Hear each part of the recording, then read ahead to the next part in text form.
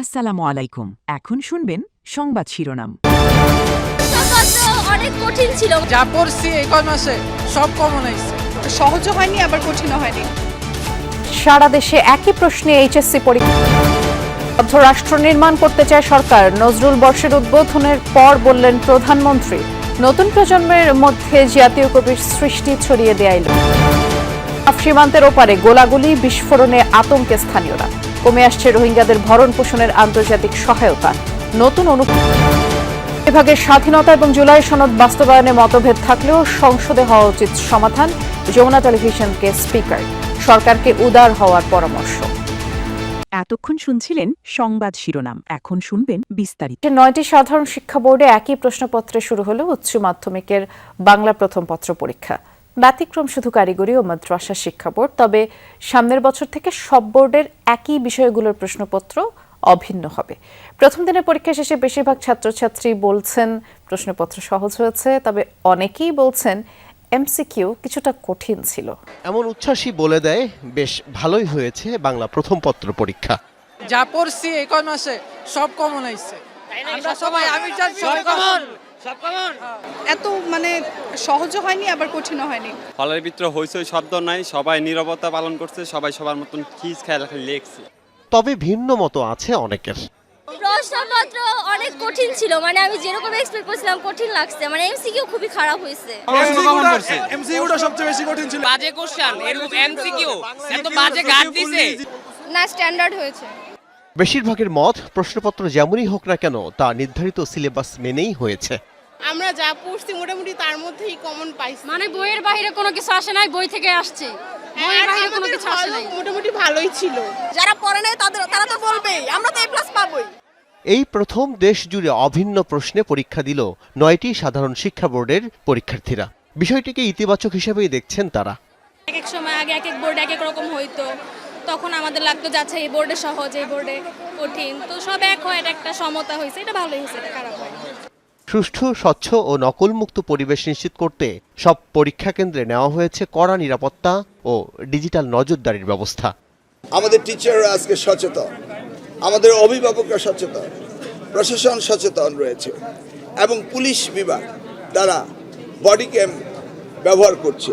সব মিলিয়ে আমাদের শিক্ষার্থীরা সচেতন, তারা পরীক্ষায় কোনো আনফেয়ারনেস করে না। তারা এখন লেখাপড়া করছে এবং লেখাপড়া করবে।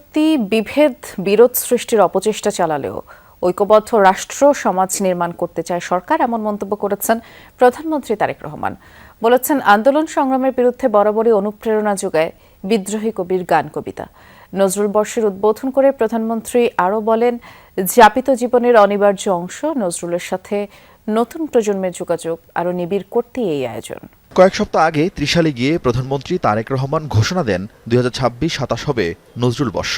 সেই ঘোষণার আলোকে শুরু হচ্ছে জাতীয় কবির অমর সৃষ্টি নিয়ে সাহিত্য সম্মেলন, গবেষণা, সেমিনার, সাংস্কৃতিক উপস্থাপনা, নাট্য উৎসব সহ নানা অনুষ্ঠান। প্রত্যেক জেলায় উপজেলায় অংশ নেবেন শিক্ষা প্রতিষ্ঠানের ছাত্রছাত্রীরা। সকালে সচিবালয়ে নজরুল গবেষক, শিল্পী ও সাংস্কৃতিক ব্যক্তিত্বদের সাথে বৈঠক করেন প্রধানমন্ত্রী। নজরুল বর্ষ নিয়ে সবার মতামত জানতে চান। এত কিছু হয়তো কবে করা হবে জানি না, অন্তত কিছুখানি যদি করা হয়, যতখানি পরিকল্পনা হচ্ছে ততখানি যদি ইমপ্লিমেন্ট করতে পারি আমরা, তাহলেই সেটা সার্থক। পরে সরকার প্রধান বলেন, মুক্তিযুদ্ধে কবি নজরুলের কবিতা গান ছিল অনুপ্রেরণার উৎস। আন্দোলন সংগ্রামে তার সৃষ্টি হয়ে ওঠে প্রতিবাদের ভাষা। আগামী প্রজন্মের কাছেও তিনি থাকবেন প্রাসঙ্গিক। সকল আন্দোলন সংগ্রামে তার সৃষ্টিশীলতাই হয়ে ওঠে প্রতিবাদ প্রতিরোধের মূল ভাষা। তিনি আমাদের জাতীয় জীবনের অনিবার্য অংশ।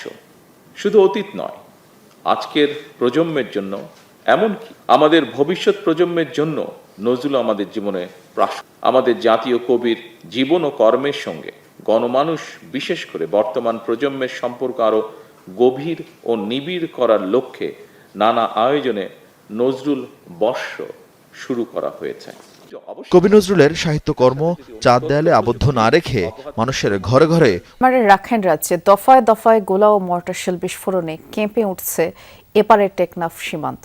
বেশ কিছুদিন বিরতির পর মিয়ানমারে আবারও সংঘাতে সীমান্তবর্তী মানুষ এখন আতঙ্কে আছে। আর এই সুযোগে রোহিঙ্গা অনুপ্রবেশ রোধে সীমান্তে সতর্ক অবস্থায় আছে বিজিবি।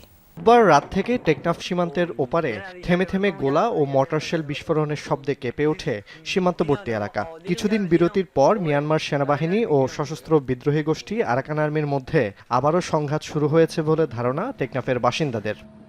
মায়ানমার সীমান্ত অবস্থাতে এই যে বিমান একটা এসে হঠাৎ করে হামলা করে দিচ্ছে। প্রথমে 5 থেকে 7টার মতো মারছে বড় অস্ত্র, দুরুম করে আওয়াজ করছে। শোনার পর আমার থেকে বই লাগছে। কি ডেবা মারছে কি ডাবা মারছে কি বং মারছে এটা জানি না, কিন্তু তাত্রা আছে এরকম দেখছি। দফায় দফায় বিস্ফোরণে টেকনাফের সীমান্তবর্তী এলাকা জাদিমুরা থেকে শাহপুরীর দ্বীপে বাসিন্দাদের মধ্যে আতঙ্ক ছড়িয়ে পড়ে। নাফ নদীর তীরবর্তী সাবরাং, শাহপুরীর দ্বীপ, টেকনাফ পৌরসভা ও নীলা সীমান্তের মানুষজনও আছেন উদ্বেগ উৎকণ্ঠায়।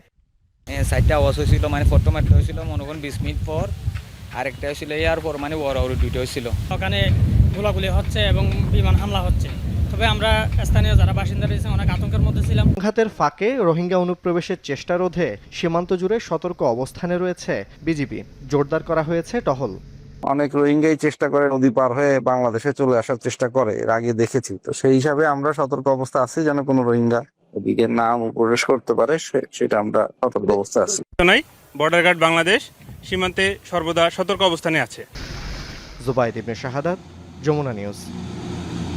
রোহিঙ্গাদের ভরণ পোষণে দিন দিন আন্তর্জাতিক সহায়তা কমছে। একবেলা খাওয়ার সর্বোচ্চ বরাদ্দ এখন মাথাপিছু 16 টাকা। জাতিসংঘ শরণার্থী সংস্থা UNHCR বলছে, অর্থ সংকটের পাশাপাশি আপাতত দেশে ফেরার সম্ভাবনা না থাকায় রোহিঙ্গাদের মধ্যে হতাশা। ভিসা নীতি সহজ করতে যাচ্ছে সরকার। বিনিয়োগ, পর্যটন, দক্ষ মানব সম্পদকে গুরুত্ব দিয়ে প্রায় 20 বছর পরে নতুন ভিসা নীতি অনেকটাই চূড়ান্ত করেছে নির্বাচিত সরকার। বিকেলে সচিবালয়ে প্রধানমন্ত্রী তারেক রহমানের সভাপতিত্বে মন্ত্রিপরিষদ বৈঠক অনুষ্ঠিত হয়। বৈঠক শেষে ব্রিফিংয়ে মন্ত্রিপরিষদ সচিব ডক্টর নাসিমুল গনি জানান, 2006 সালে সবশেষ ভিসা নীতি হয়েছিল বাংলাদেশের। চূড়ান্ত খসড়ার উপর অর্থমন্ত্রীর নেতৃত্বে গঠিত কমিটি 1 মাসের মধ্যে মতামত দেবে। এরপরে চূড়ান্ত ভিসা নীতি অনুমোদন দেবে মন্ত্রিসভা। বিদেশিদের বাংলাদেশে আগমনে উৎসাহিত করতে ভিসা নীতি সহজ করা হচ্ছে বলেও জানান মন্ত্রিপরিষদ সচিব। নতুন এই ভিসা পলিসিতে 34টা ক্যাটাগরি করা হয়েছে বলেও জানান তিনি।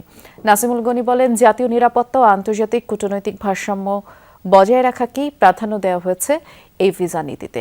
আর মন্ত্রিসভার 11তম বৈঠকে 5টি ইস্যু নিয়ে আলোচনা হয়েছে বলেও জানান মন্ত্রিপরিষদ সচিব। এই গভর্নমেন্ট চাচ্ছে যে একটা ইকোনমিক থ্রাস্ট হোক, বিভিন্ন জায়গায় চেষ্টা করা হচ্ছে। তার মধ্যে একটা অংশ হলো এটা, যে ভিসা পলিসিটা সহজ করা।